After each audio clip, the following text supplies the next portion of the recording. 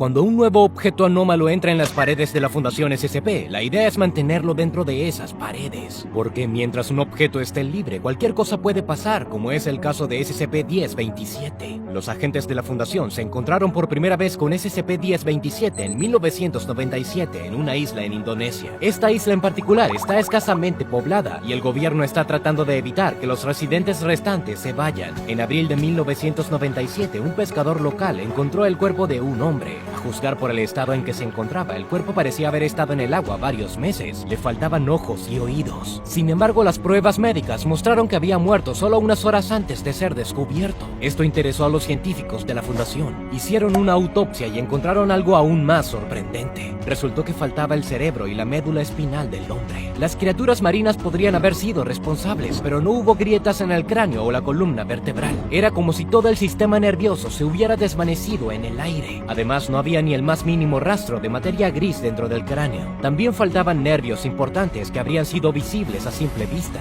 Unos días después, se encontró otro cuerpo en las mismas condiciones. Parecía como si algo hubiera acelerado el proceso de descomposición, extrayendo todo el sistema nervioso. Un agente con el nombre clave Cóndor entrevistó a los residentes locales. Muchos de estos se negaron a hablar y enviaron a Cóndor al matadero local. Cóndor se reunió con los trabajadores del matadero y le dijeron que después de cortar los cadáveres de las vacas, a menudo se encontraban con cráneos vacíos. Los lugareños creen que hay espíritus en la jungla circundante. Se alimentan del cerebro de personas y animales, especialmente de los muertos, y también se llevan sus almas. A veces las vacas morían sin motivo aparente. Esto sucedió principalmente con los que estaban más cerca del agua. Esto llevó a Cóndor a asumir que un depredador peligroso acechaba el océano. Lo primero que pensó era que los cocodrilos de agua salada eran responsables. Pero si ese fuera el caso, no habría restos de animales o humanos. Cóndor decidió atrapar al depredador con cebo vivo. El agente compró un ternero del matadero y lo dejó pastar cerca del lugar donde se había encontrado el primer cuerpo. Cóndor se escondió cerca, armado con una pistola y un dispositivo de visión nocturna. No pasó nada la primera noche. Cóndor tomó el ternero y fue a la cabaña que alquiló cuando llegó a la isla. Allí lo esperaba una carta con un mensaje sobre una nueva víctima. Pero la víctima no fue encontrada en el océano, sino en su propia casa, en el baño. Era un hombre mayor de 57 años. Esta vez el cerebro y la columna vertebral de la víctima todavía estaban allí, pero eran completamente incoloras. Cóndor tomó una muestra del tejido cerebral y la envió al laboratorio de histología de la Fundación. Los resultados sorprendieron a Cóndor. No se encontró un solo neurotransmisor en el cerebro. Era como si todo el contenido hubiera sido succionado del cerebro, dejando solo el cadáver. Cóndor decidió repetir su experimento con el ternero y volvió a salir a cazar la noche siguiente. Esta vez no tuvo que esperar mucho. Después de solo 2 horas de estar al acecho, Cóndor notó movimiento en el agua. Algo parecido a una serpiente con una cabeza gigante y múltiples apéndices salió del agua y llegó a la orilla. No podía ver lo que era, ni siquiera con el dispositivo de visión nocturna. Cóndor solo pudo distinguir una mancha de color. El agente sabía que lo que tenía frente a él era vital para la investigación, por lo que decidió no disparar y esperó hasta que la criatura se acercara más. Cuando el objeto anómalo se envolvió por completo alrededor del cebo, Cóndor corrió y lo enfocó con su linterna. El agente se sorprendió. La Fundación SCP no había encontrado nada como esto antes. Era un sistema nervioso central humano vivo, solo que sin una persona, viviendo y moviéndose por sí misma. El cerebro colgaba debajo del vientre del ternero. La médula espinal se envolvía alrededor de sus piernas y los procesos nerviosos estaban en los oídos de la víctima. Cóndor sintió que podía manejar el objeto por su cuenta. Se puso los guantes y suavemente tomó a la criatura anómala por el lomo. En ese momento, el objeto lanzó uno de sus procesos nerviosos en el oído de la gente, pero logró sacarlo. Cóndor arrastró a la criatura hasta el auto, tomó un recipiente con agua y la puso dentro. Cóndor se había dado cuenta en su investigación de que el objeto prefería el agua salada, por lo que había preparado una solución adecuada con anticipación. Esa misma noche, Cóndor llamó a la oficina de la Fundación y solicitó un equipo de biólogos, encabezado por un profesor con el nombre clave Kili. Pero al día siguiente, Cóndor notó manchas necróticas en su piel. Se le comenzaron a caer pelo y dientes. Su visión se deterioró y tenía un enorme dolor de cabeza.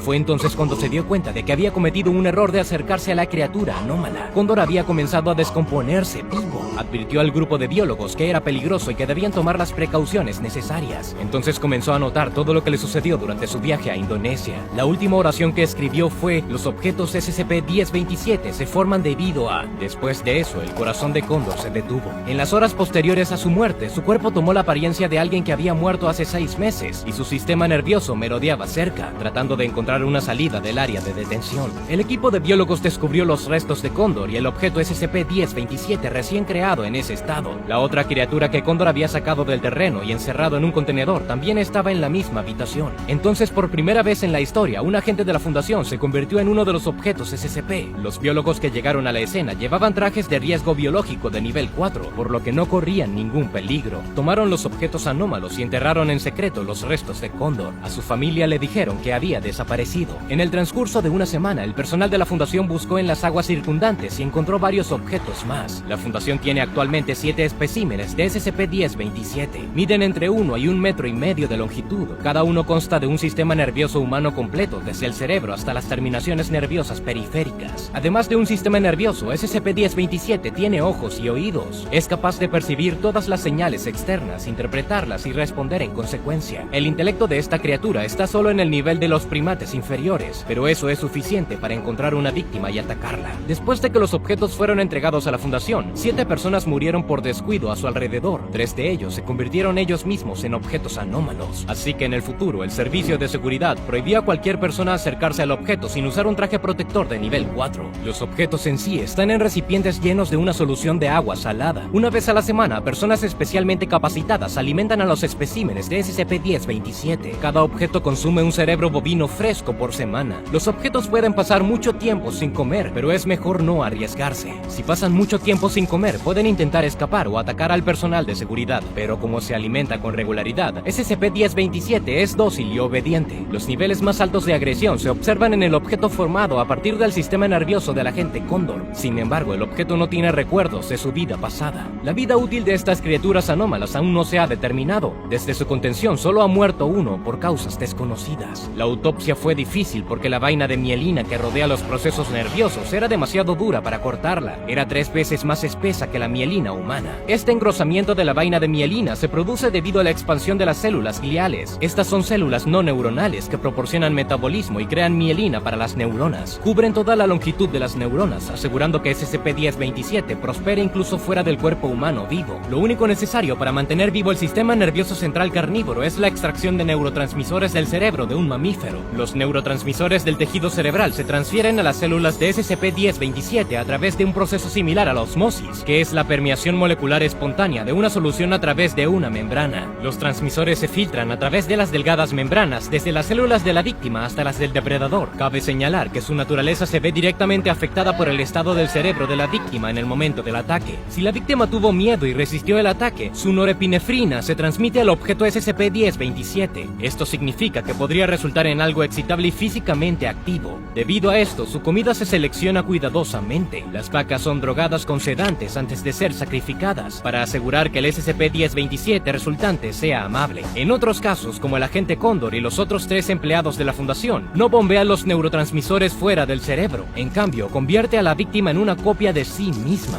Luego, los procesos nerviosos ingresan al oído de la víctima, destruyen la membrana parótida y llegan al cerebro. La dopamina que se encuentra dentro de SCP-1027 difiere de la dopamina humana e incluso tiene una fórmula química diferente. Para evitar la creación de armas biológicas, esta fórmula permanece clasificada. La dopamina modificada ingresa a las células nerviosas. Luego, el sistema nervioso central carnívoro descarga el cerebro de la víctima con una corriente de 150 milivoltios. En más del 90% de los casos, si se produce esta combinación, el cerebro de la víctima cambia y se convierte en un nuevo SCP-1027. Esto va acompañado de todo el sistema nervioso que se separa del cuerpo, lo que acelera el proceso de descomposición. Mientras el cuerpo se descompone, la víctima permanece consciente por 1 o 2 días más. Después de eso, el ex ser humano deja de existir y se convierte en un sistema nervioso central carnívoro. Sin embargo, los nuevos objetos solo se pueden formar en 2 casos: un ataque a una persona viva o un ataque a alguien que murió recientemente, no más de 12 horas. Desde que el agente Cóndor se transformó en un objeto, la bióloga con el nombre código Killy ha estado trabajando continuamente para resolver el misterio de su carta. Killy no podía entender cómo el agente había determinado los orígenes de este objeto, pero 23 años después de la muerte de Cóndor, presentó una hipótesis que parecía plausible para toda la Fundación. Según, hay un corto tiempo durante el cual el objeto y el sistema nervioso humano se fusionan, marcado por un aumento de la capacidad intelectual.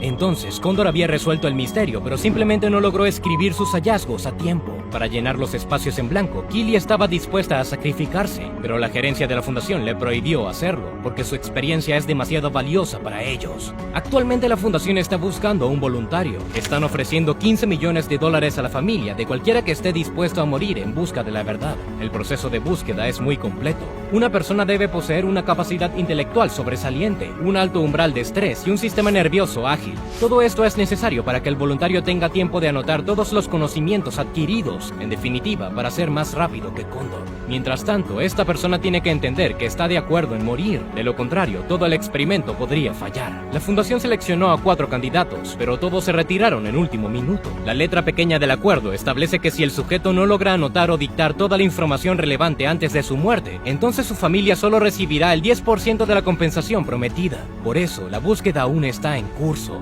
¿Podrías tú comprometerte a un sacrificio así? Cuéntalo en los comentarios. Nos vemos.